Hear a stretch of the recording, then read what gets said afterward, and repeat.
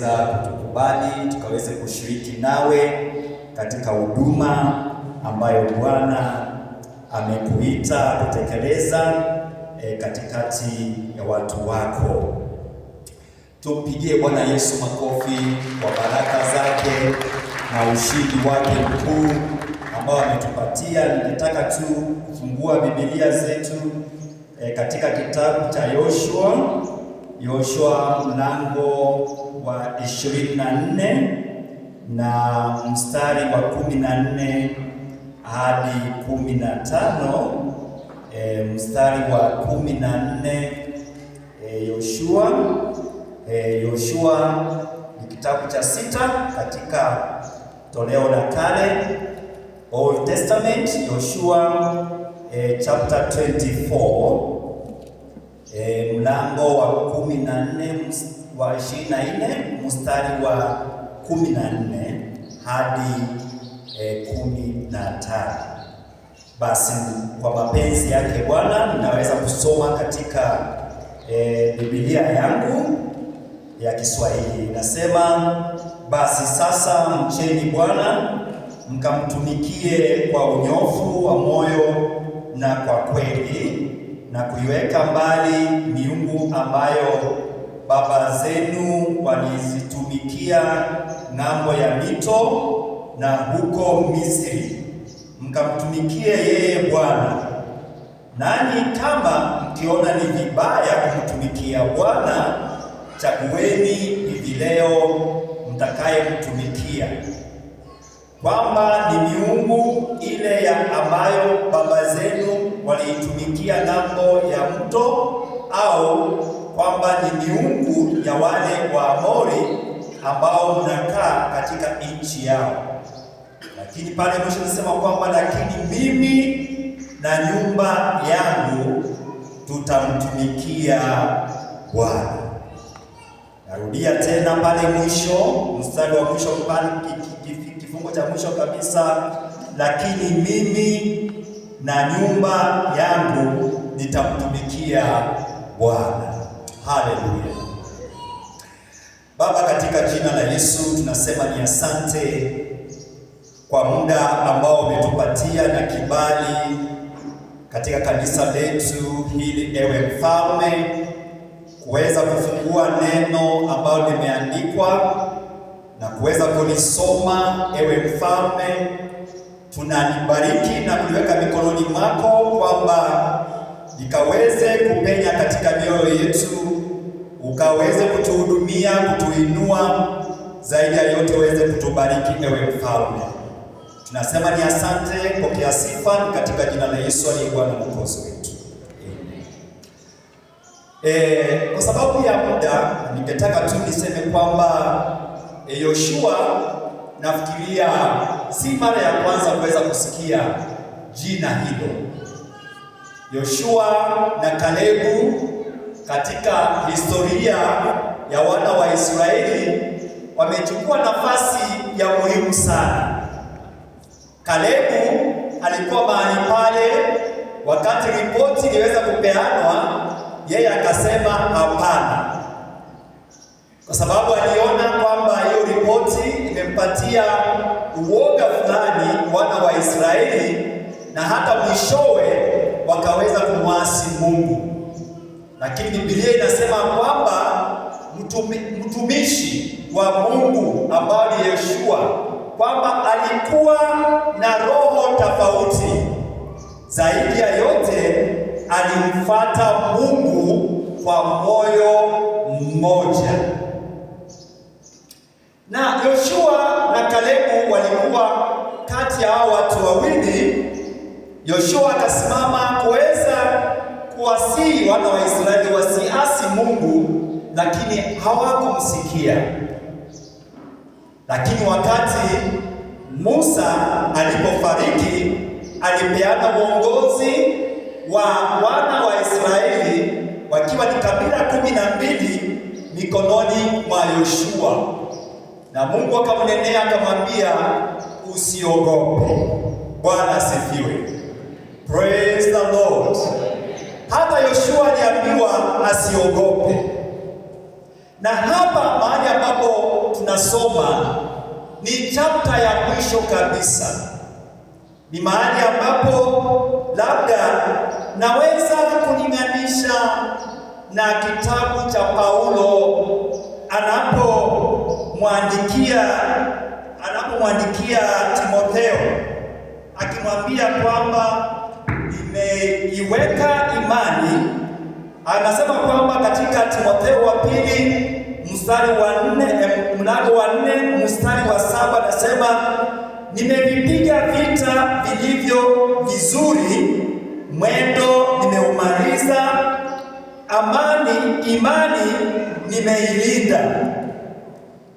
Nimevipiga vita vilivyo vizuri, mwendo nimeumaliza, imani nimeilinda. Hizo ni habari za mtu kama ambaye anakwambia kwa heri, ninaenda. Lakini kuna kitu ambacho angetaka aweze kuachilia, to hand over. Na najua kwamba sisi tunapokuwa mahali hapa tuko na mtumishi wetu ambaye ni senior pastor. Pale ndani katika roho yake kuna mambo, kifungua roho yake kuna mambo ambayo anawaza sana.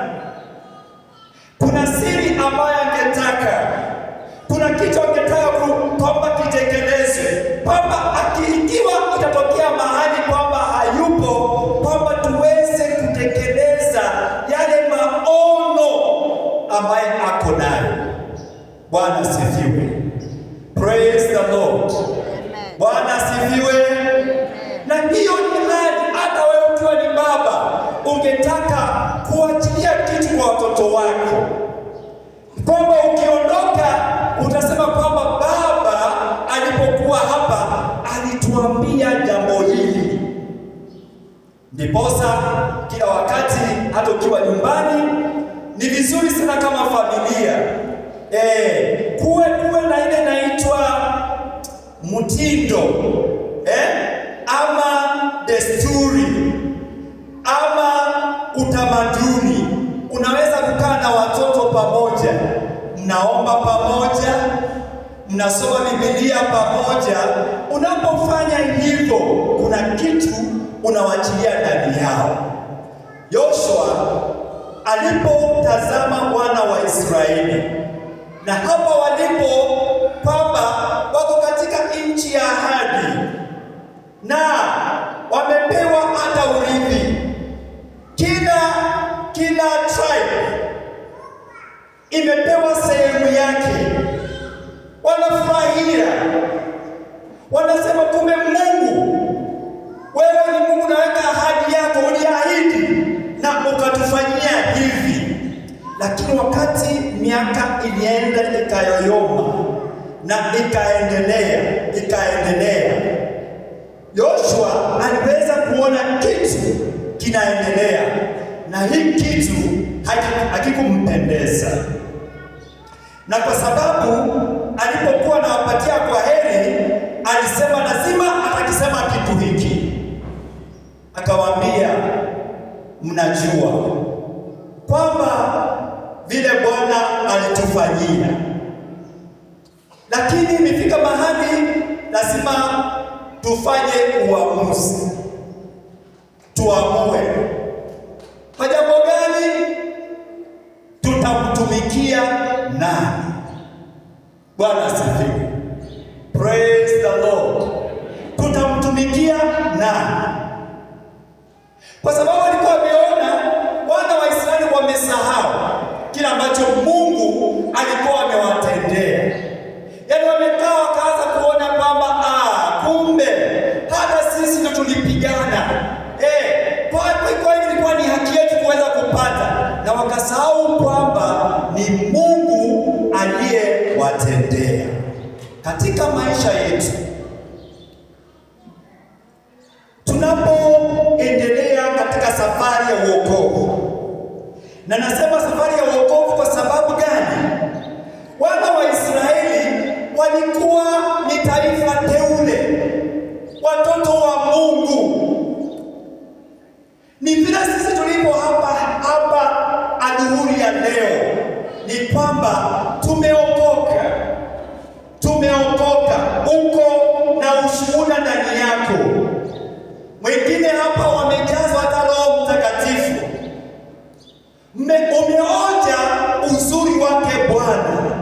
lakini hiyo haitoshi. Inatakikana tuchukue hatua ya pili, kwamba tukaweze kuchukua uamuzi tukamtumikie Bwana. Yeye akainua mkono juu akasema, wapendwa, mimi na nyumba yangu nimeamua kumtumikia Bwana. Nyinyi amueni. Walipoangalia Yoshua akawakumbusha vile Mungu aliwatendea. Kweli wakaanza kukumbuka, kumbe mambo haya haikuwa ni uwezo wao.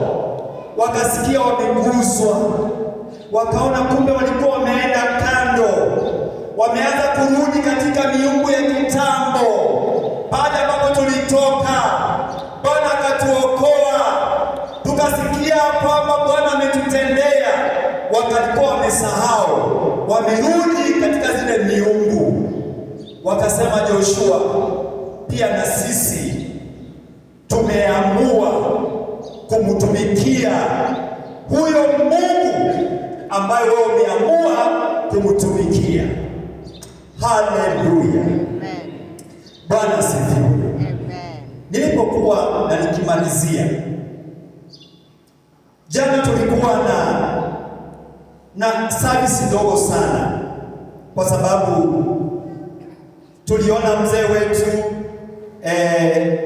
Daudi Mbugwa, David Mbugwa alikuwa naenda. Nikasema mimi nikaamua kwa roho yangu, wacha niende mpaka nyumbani kwake. Nikamwambia tu kwa heri ndugu, katika vile Bwana amekutendea. Lakini tulipokuwa kule tukakutana na mchungaji Daktari Mwangi akakuja, na tukakuwa na wakati mzuri sana. Lakini katika mambo haya yote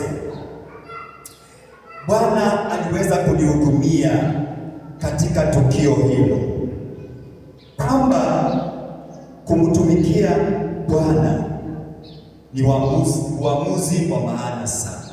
Kweli. Praise the Lord. Amen. Hallelujah. Kwa sababu nakumbuka huyo mzee, wakati nilimuuliza David, ulikuwa umeshawahi kufikiria kwamba itafika siku wakati kama huu kwamba unapanda ndege?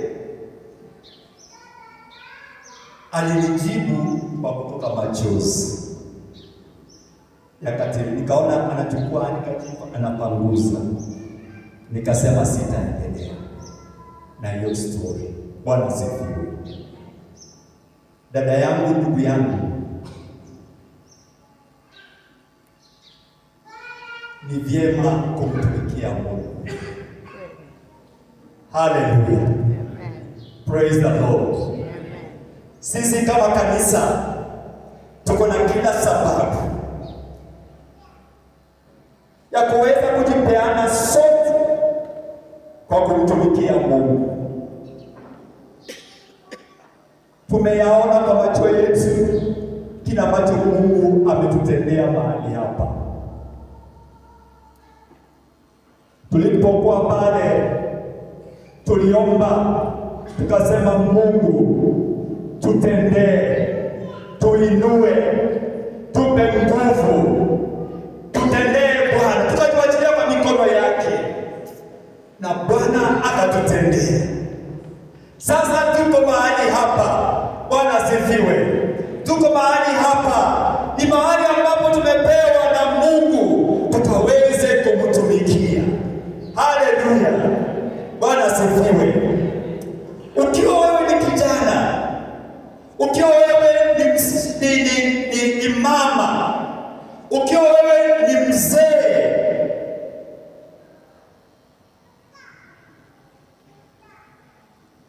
vile Yoshua alisimama mbele ya umati ya wana wa Israeli akasema, nimechukua uamuzi, nitamtumikia Mungu. Bwana akuguze pale popote unakaa,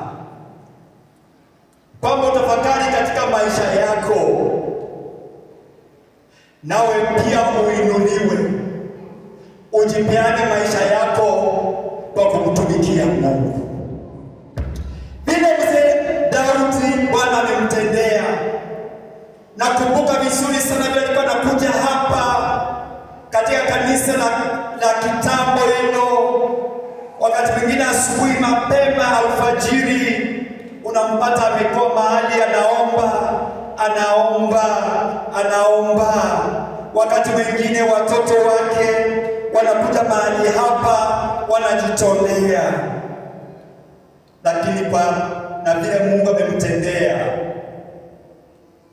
kuna baraka kumtumikia Mungu. Amina. Praise the Lord. Kweli. Ningetaka nikutie moyo kwamba ukijiachilia katika mikononi mwa Mungu, kazi yako haitakuwa bure. Praise the Lord. Haitakuwa bure. Bwana huguswa na kujipeana kwake kuweza kumtumikia. Ukitaka kuona katika mkono wa Mungu katika kanisa letu hata dakika hii, Bwana atende miujiza, ni wakati umejipeana kwake. Wewe na mimi tujipeane kwake, tusimame imara, tukijua ya kwamba yule ambaye tunamtumikia yeye ni mwaminifu. Praise the Lord. Ahadi zake hazivunjiki. Hallelujah. Praise the Lord. Na sababu ukiwa kwa worship team, ujipeane kwa moyo wako wote. Vile Biblia inasema kwamba wakati wa Caleb ndio alikuwa na roho tofauti, lakini zaidi ya yote alijipeana kwa Mungu na moyo wake wote. Haleluya. Pasipo kuangalia nyuma, pasipo kuangalia upande na upande. Haijalishi ahadi zake zitachukua muda gani, lakini ukimtumikia Mungu, you are in safe hands.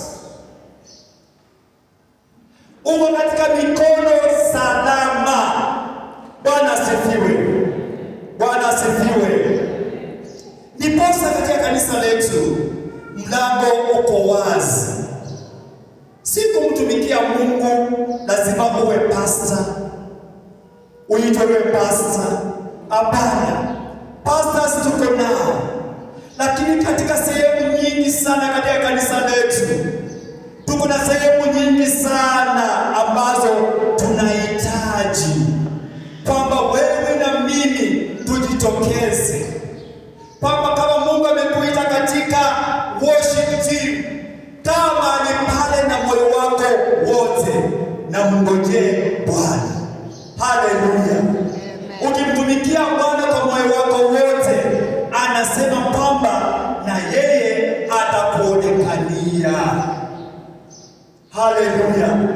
Wangapi wangependa yeye Mungu aonekanie? Haleluya. Praise the Lord. Tumpigie Bwana Yesu makofi.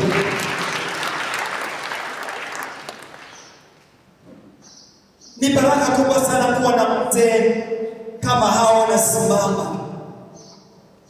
Wazee ambao wamejitokeza, wamejitolea kumtumikia Mungu. Na ningetaka nishukuru sana pia kina mama ambao wanasimama na wazee hawa katika kuwapatia moyo, kuweza kuwaombea, na nyinyi kama jamii yote kujitolea kwake Mungu na kumtumikia katika muda wenu, katika rasilimali zenu na zile vipawa ambao Mungu ametupatia katika kanisa letu. Kwamba tunapomtumikia Mungu tunavifanyisha kazi na Mungu, jina lake linainuliwa na wewe pia unainuliwa. Utukufu unamrudia Mungu ili tunapokuwa mahali hapa, sote roho yetu inakuwa mahali hapa, tukiinua mikono yetu, tunainua sote. Hata Bwana akiwa mbinguni ananyosha mkono wake na anakugusa. Bwana asifiwe. Kwamba ifikie mahali vile Paulo aliandikia Timotheo, tuseme kwamba tunapoangalia vile tumetendea Bwana, tukaseme kwamba tumepiga vita vyema, safari tumeimaliza na tumeweka imani yetu. Bwana asifiwe. Bwana asifiwe. Tumpigie Bwana Yesu makofi. Hiyo ndiyo tamani la moyo wetu, kwamba ndugu na dada, angalia katika kanisa letu kuna mahali ambapo panakuhitaji ujitolee kwa moyo wako. Njoo kwa mchungaji hapa mbele, umwambie mchungaji, ningetaka uniwekee mkono, ningetaka nifunguke nimtumikie Bwana. Haleluya, nimtumikie Bwana. Na tunapofanya hivyo na tunaungana sisi sote pamoja, baraka za Bwana zitatuonekania katika safari yetu. Wale ambao katika wamejipeana kwa Bwana, msivunjike moyo, jitie moyo, ukijua kwamba yule ambaye tunamtumikia yeye ni mwaminifu. Bwana asifiwe. Atakulinda, atakutunza, atakuinua, atasimama na wewe. Hata ukiwa peke yako, atasimama na wewe, hata kuachilia kamwe, kwa sababu umejipatia katika mikono yake. Bwana asifiwe.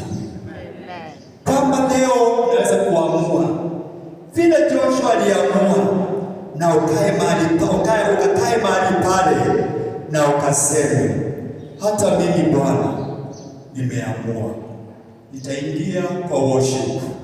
Hata mimi Bwana nimeamua, nimeona kwa kwaya pale, nataka nikutumikie Bwana.